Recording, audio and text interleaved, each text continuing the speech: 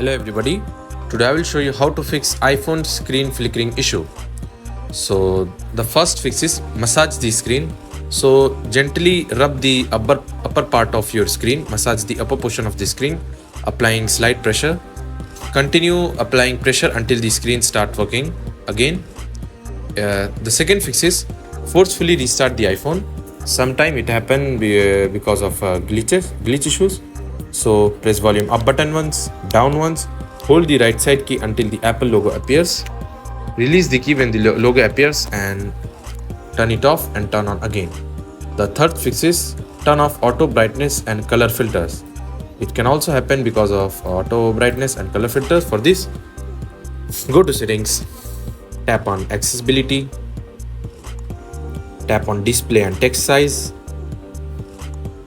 turn off auto brightness.